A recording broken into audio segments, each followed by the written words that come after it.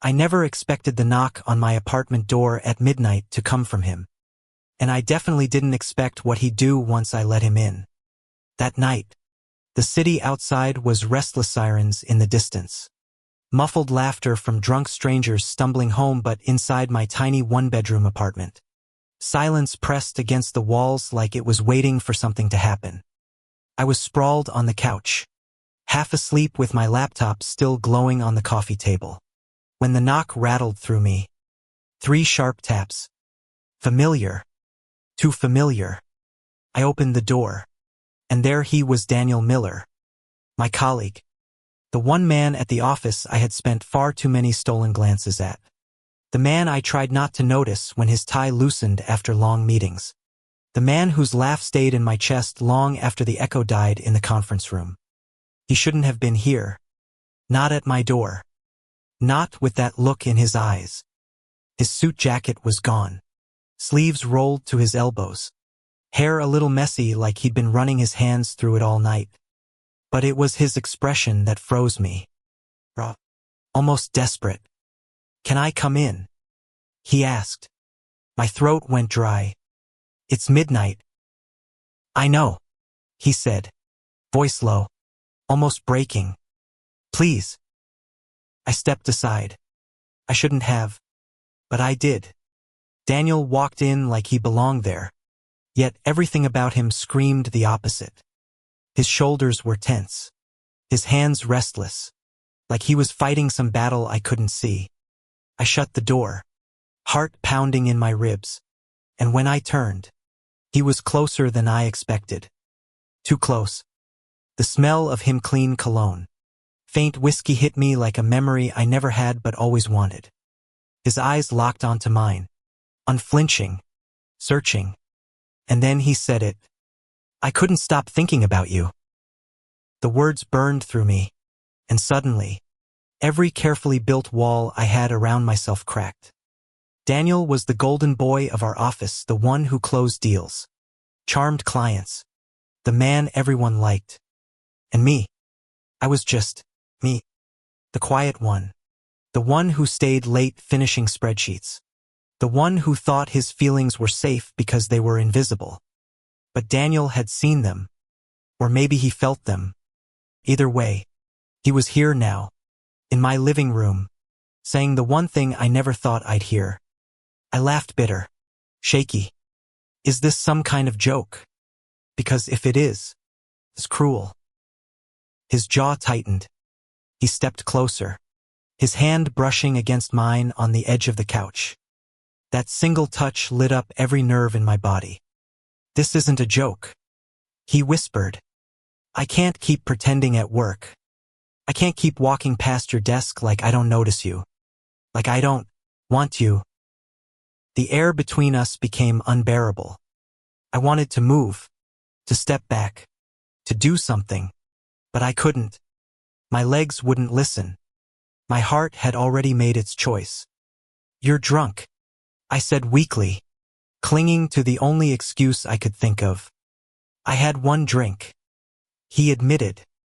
"Just one. To work up the nerve. But I'm not drunk. Not enough to imagine this.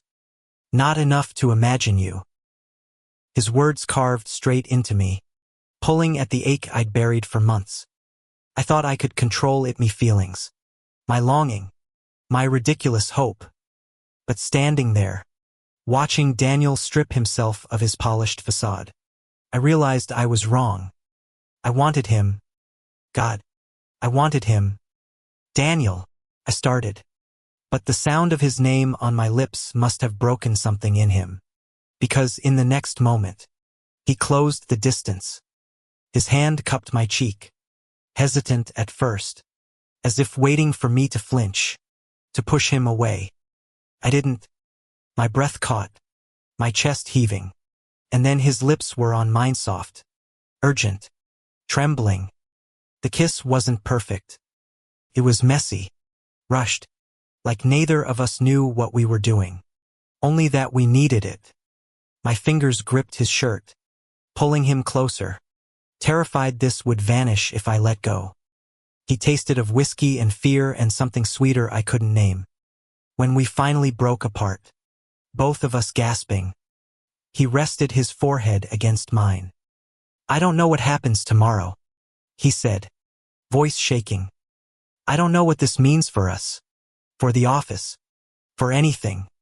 But I know I can't pretend anymore." And just like that, the room spun, because I knew he was right. Tomorrow would be chaos, whispers, risks, consequences neither of us could predict. But tonight was ours. I swallowed hard, the weight of the choice pressing down on me. To step back into safety, or to step forward into something dangerous, something reckless, something real. "I've been waiting for you," I admitted, my voice breaking, the confession tearing itself free. The look on his face, relief, disbelief, longing, was something I would never forget. He kissed me again, softer this time, slower, like he was memorizing me. And for the first time in months, maybe years, I let myself believe in something I had long given up on: love. But love, as I would soon learn, wasn't simple. It wasn't easy. And it wasn't safe. Because secrets never stay hidden forever. The next morning hit me like a freight train. I woke up on the couch, still wearing yesterday's shirt, my body heavy, my lips tingling as if Daniel's kiss had branded me. For a moment, I thought maybe I'd dreamed it all: the midnight knock, his desperate words, the way his mouth had claimed mine like he was drowning. But then I turned my head and saw his jacket draped across the back of a chair. He had been here. The realization sent a wave of panic through me. The office, the people, the eyes. If anyone ever found out what happened last night, it wouldn't just be gossip, it would be destruction. For him, for me, for everything. My phone buzzed. A text. From Daniel. "I shouldn't have come, but I don't regret it." I stared at the screen, heart pounding. My fingers hovered over the keyboard, unsure whether to reply or to throw the phone across the room. I wanted to say 1,000 things: come back, stay away, I want you, I'm scared. Instead, I shoved the phone into my pocket and forced myself into the shower, hoping the hot water would wash away the confusion pressing against my ribs. But of course, it didn't. By the time I got to the office, the fluorescent lights felt cruel, the chatter unbearable. Everyone looked the same, acted the same, except me. I was splintering inside, carrying a secret that burned every time I looked across the room. And there he was, Daniel, sitting at his desk like nothing happened. Hair neat, tie perfect, smile charming as he greeted a client on the phone. He glanced up once, just once, and when our eyes met, the entire world seemed to hold its breath. Then he looked away, like nothing, like everything. The day dragged on in a haze of numbers, presentations, and coffee cups I didn't remember finishing. I told myself to focus, to bury it, but every second I felt the ghost of his lips on mine. Every second I remembered the way his voice broke when he said he couldn't pretend anymore. By lunch, I couldn't take it.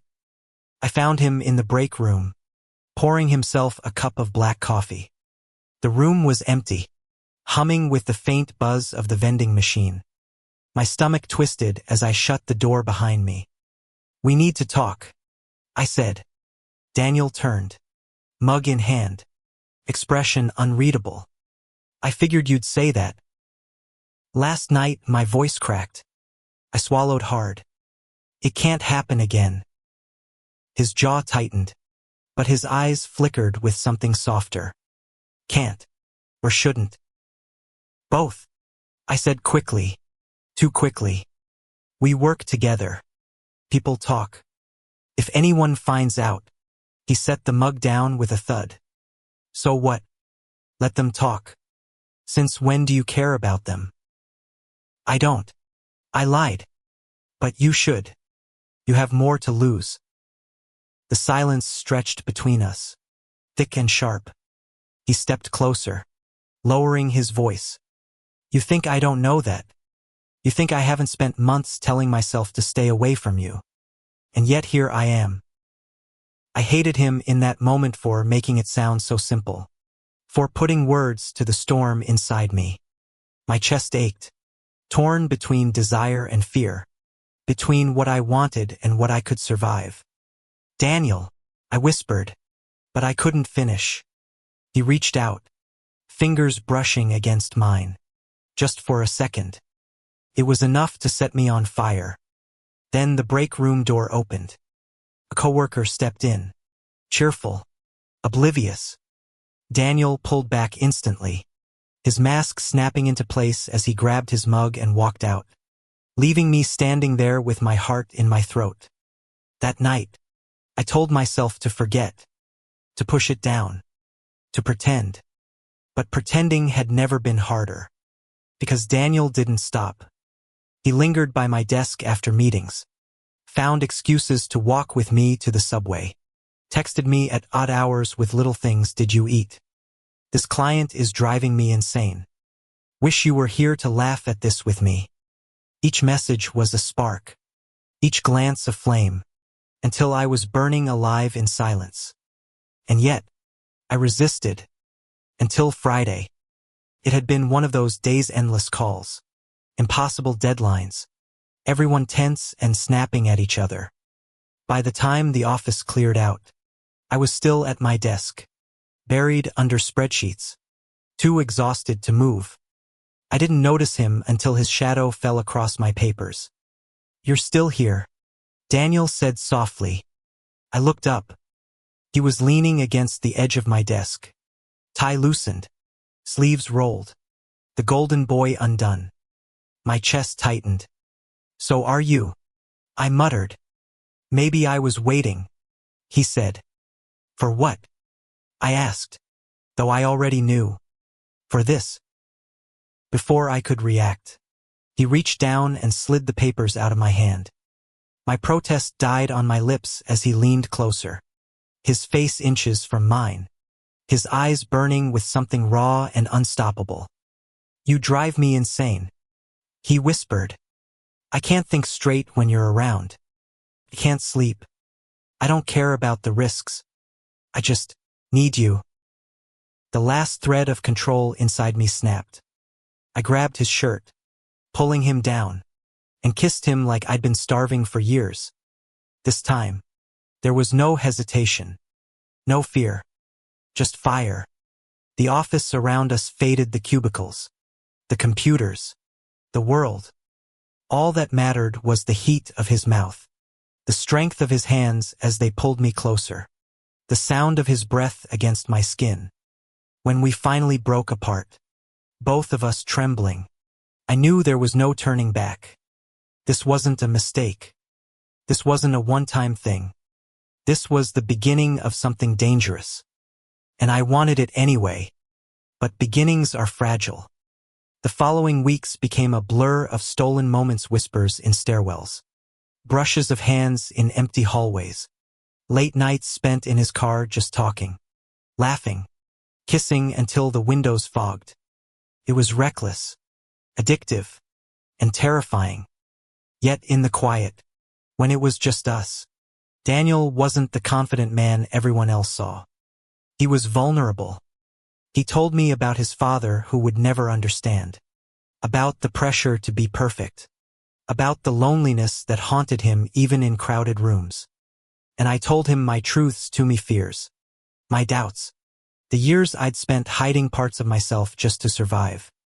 Somewhere in those nights, I realized this wasn't just infatuation. This was something deeper, something that could break me. And maybe that was why it hurt so much when the first crack appeared. One Monday morning, I walked into the office to find whispers swirling like smoke. People clustered around, murmuring, eyes darting. I caught fragments. Together. Suspicious. Late night. My stomach dropped. I followed the stairs. And there he was, Daniel, standing too close to me by the coffee machine, laughing at something I said, like we weren't already playing with fire. When I pulled him into a corner later, my voice shook. They know. Or at least they suspect. His jaw clenched. Let them. Daniel, you don't get it. This could ruin us. He looked at me with a kind of quiet fury, like he was tired of hiding, tired of shrinking. Maybe I don't care anymore. But I did. I cared too much. And for the first time, I wondered, was love worth the cost? The rumors didn't die down. They grew. By Wednesday, the air in the office felt poisoned. Conversations hushed when I walked past. Laughter turned sharp. And though no one said it outright, I could feel its suspicion, the judgment. A few coworkers stared too long when Daniel and I ended up in the same room. A few smirked like they knew something. The pressure crawled under my skin until it was unbearable. At lunch, I slipped away, found Daniel in the parking garage leaning against his car. His sleeves were rolled up, tie loosened, eyes shadowed with exhaustion. We need to stop, I said, voice low, heart breaking. His head snapped up. What? Thesis. It's too dangerous. People are already talking. If they go to HRIF, this gets back to the higher-ups. I don't care. He said instantly. Well, I do. I snapped, louder than I meant. My voice echoed against the concrete. Daniel, I can't live like this. Sneaking around, waiting for the floor to collapse under us. Can't. He stared at me, jaw clenched, chest rising and falling with sharp breaths. Then he pushed off the car and stepped closer. So what? You want to erase everything. Pretend none of it happened. My throat tightened. Maybe we should. His face cracked. Just for a second. And it killed me. I came to you that night because I couldn't pretend anymore. He whispered. And now you're asking me to go back to pretending. Do you have any idea what that feels like? I wanted to scream that I did. That my whole life had been pretending. But the words stuck in my throat. Instead, I turned away, my chest splitting. I'm sorry. I walked off, leaving him in the shadows of the garage. But my legs trembled the entire way back to my desk. The days that followed were hell. Daniel avoided me. Or maybe I avoided him. Either way, the distance between us grew sharp, jagged. Meetings felt colder. Emails clipped. We became strangers again. And it burned worse than the whispers. At night, I lay in bed, staring at the ceiling, replaying everything his first kiss. The way he looked at me like I was the only person in the room. The nights in his car where the world outside didn't exist. And then I remembered the garage. The way his voice broke when he asked if I wanted to erase him.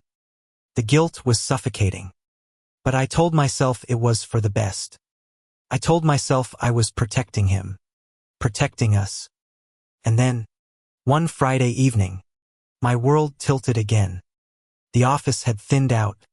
Most people heading home for the weekend. I was still at my desk, trying to lose myself in reports, when I overheard two coworkers near the copier. You think it's true? About Miller? I mean, come on. The way he looks at him. Obvious. Can't believe it. Mr. Perfect. Bet HR already knows. Can't hide stuff like that forever. My stomach lurched. Before I could stop myself, I grabbed my bag and stormed out of the office. My feet carried me to the bar 2 blocks away, the one Daniel liked. And sure enough, there he was sitting alone at the counter, a glass of whiskey in front of him, shoulders hunched like the weight of the world sat on them. I slid onto the stool beside him. He glanced over, surprise flickering across his face before he turned back to his drink. You shouldn't be here, he muttered. Neither should you. I shot back. For a long moment, we sat in silence, the low murmur of the bar around us. Finally, I whispered, "They're talking, Daniel. More than before. HR might let them." He interrupted, his voice raw. "I'm done hiding. Don't you get it? This could destroy everything you've worked for."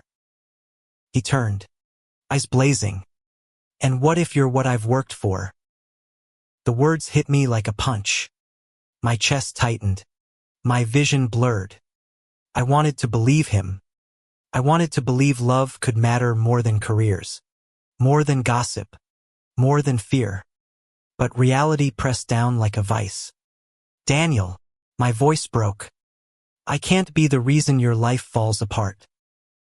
He reached out, covering my hand with his. His touch was warm, desperate.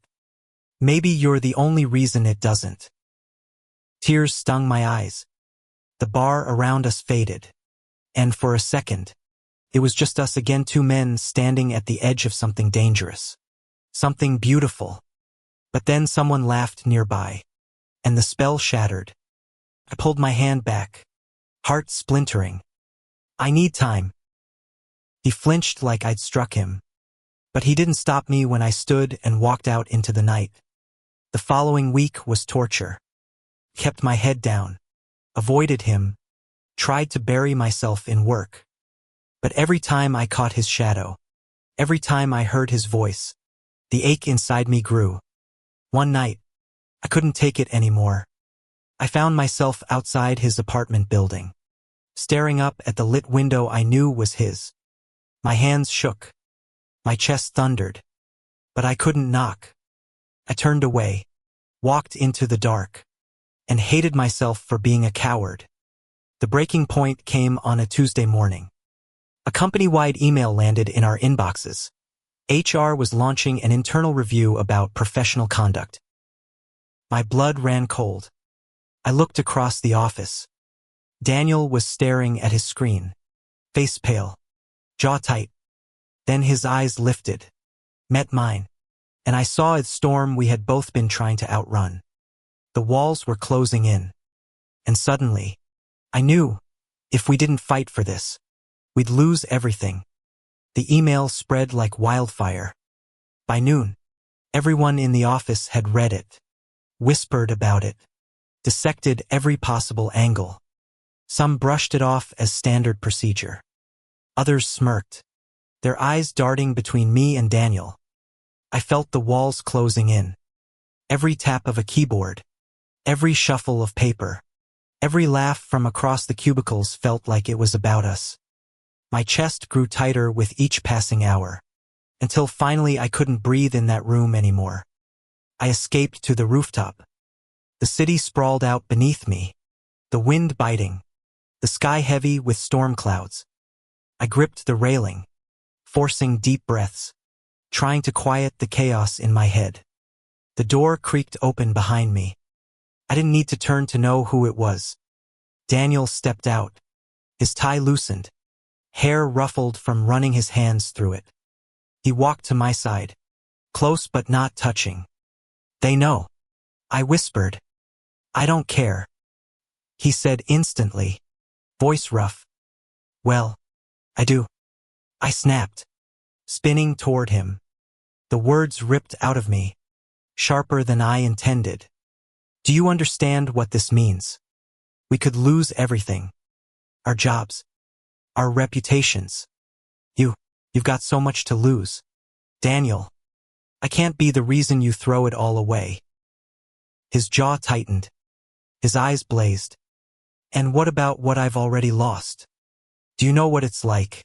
Watching you walk away from me every damn day like none of it matters. Pretending that night in your apartment didn't change everything." My throat closed. My heart thundered. He stepped closer, his voice dropping. "I don't give a damn about this company if it means losing you." I shook my head, backing away. "Don't say that." "It's the truth," he said, fierce and desperate.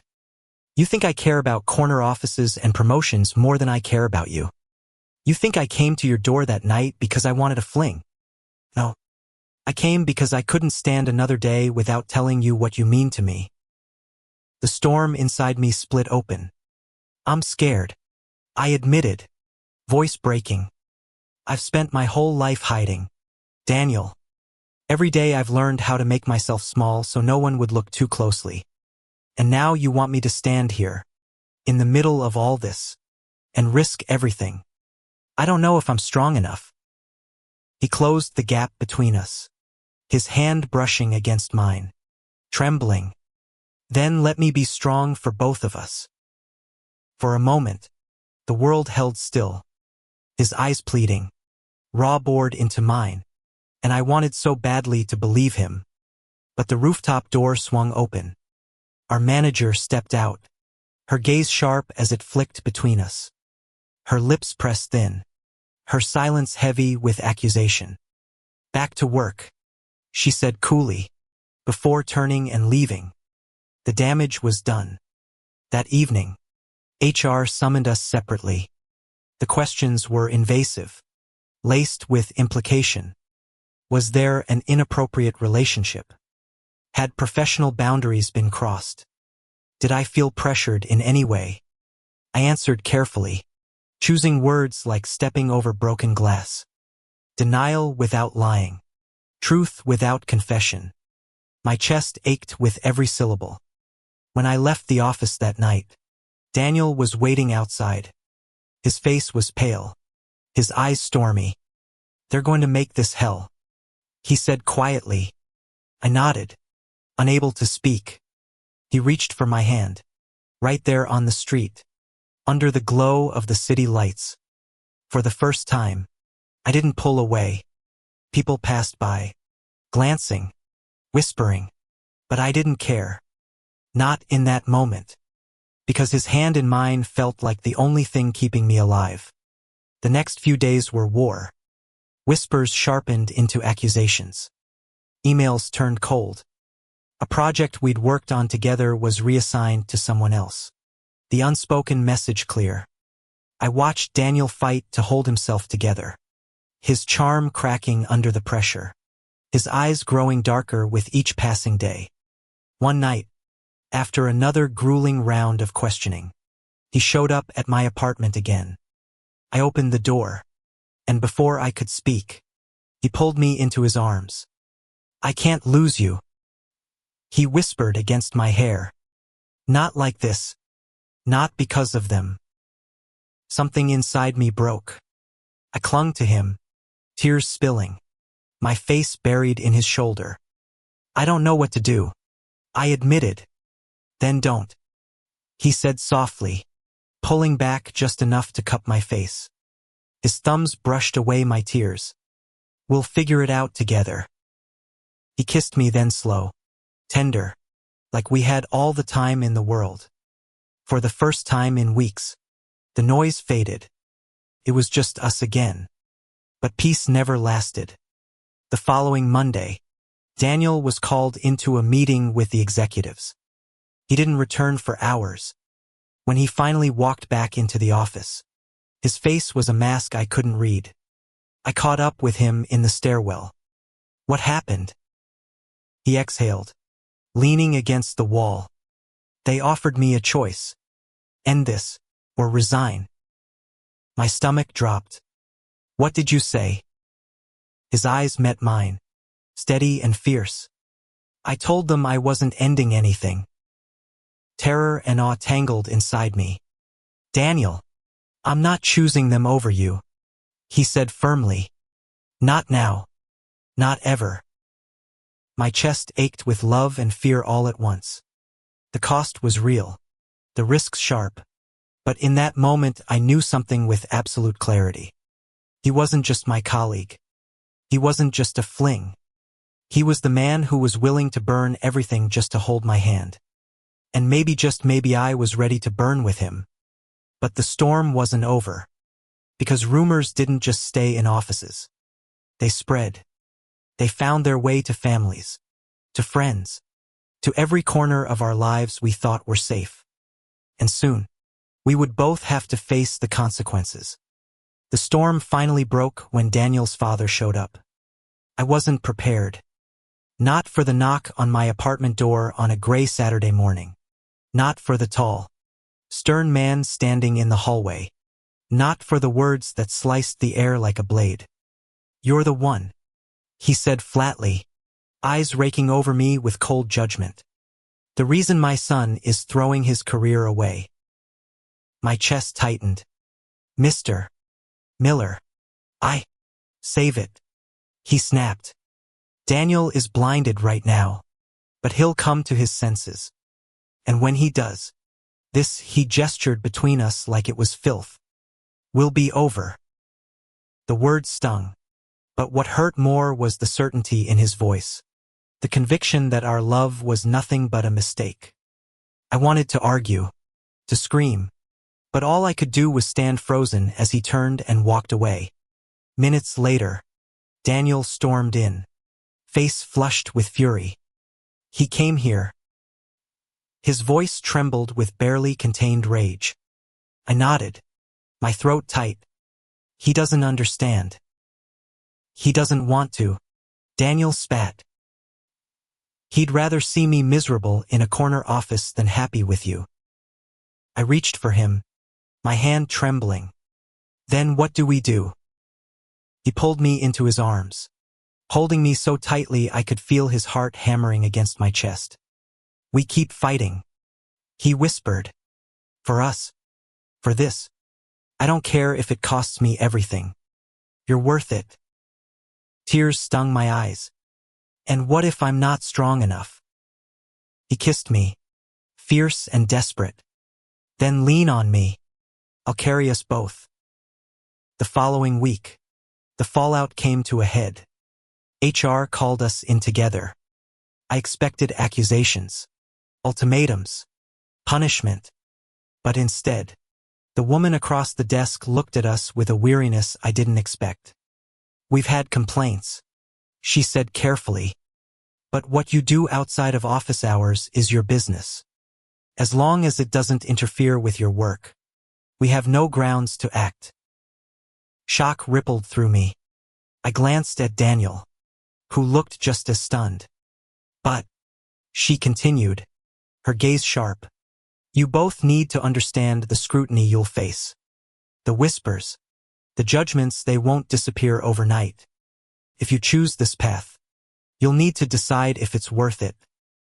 She left the choice with us. When we stepped out into the hallway, Daniel took my hand without hesitation, right there where anyone could see. His eyes burned into mine. "It's worth it. Every second. If you'll have me." My heart cracked open. For once, the fear didn't drown me.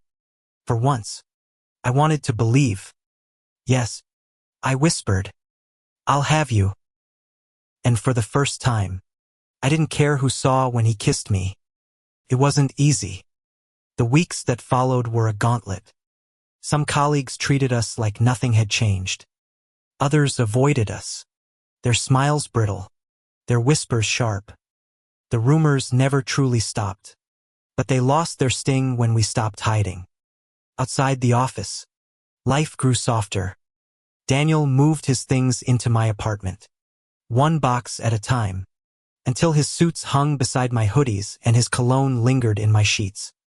We learned each other's rhythms, how he hummed when he cooked, how I needed silence before coffee, how we both hated folding laundry. There were fights. God, there were fights. Over work, over family, over fear. But beneath every argument was the same truth. Neither of us was willing to let go. One night, months later, I found him on the balcony, staring out at the city lights, shoulders heavy. I slipped behind him, wrapping my arms around his waist, resting my cheek against his back. "What are you thinking about?" I asked softly. He sighed. "How different my life is now. How terrifying. How good." I smiled against his shirt. "Do you regret it?" He turned, cupping my face, his eyes steady. "Not for a second." And when he kissed me under the glow of the city, I knew he meant it. The real test came when Daniel's father called again. This time, not to threaten, but to invite. Dinner. Daniel looked at me nervously as he hung up the phone. He wants to meet us. Together. My stomach twisted. Are you sure that's a good idea? He nodded, though his hand trembled in mine. If we're going to build a life together, I want him to see it. To see you. The dinner was brutal. The silence. The stares. The sharp questions. But Daniel didn't waver. Every time his father dismissed me, Daniel stood firm. Every time his father implied it was a phase, Daniel declared it was love. And so slowly I almost didn't notice, his father's walls cracked. By the end of the night, he still didn't approve. But he didn't storm out. Either. It was a start. Months turned into a year. The office whispers faded into background noise. Promotions came. Projects succeeded. And though not everyone accepted us, enough did. We built something stronger than fear. Stronger than judgment. One crisp autumn evening, Daniel dragged me to the rooftop where it all began, the same rooftop where we almost broke. The city spread out beneath us, golden in the dying light. He dropped to one knee. My breath caught. From the moment I knocked on your door that night, you've been the only thing that made sense in my life, he said, voice shaking. I don't want to hide. I don't want to run. I just want you. Always. Will you marry me? Tears blurred my vision. My heart raced. And for once, there was no fear. Yes, I whispered. Then louder. Yes. He slipped the ring onto my finger. And when he kissed me, the city roared below. Alive and endless. Love had not been easy. It had been bruising, terrifying, messy. But it had also been worth every risk. Every whisper. Every sleepless night. Because in the end, it wasn't the office, or the rumors, or even his father that defined us. It was the way he looked at me like I was his whole world. It was the way I finally let myself believe I deserved it. And in that, we found our forever. Thank you for listening. If you find it interesting, please like and subscribe to follow the next stories.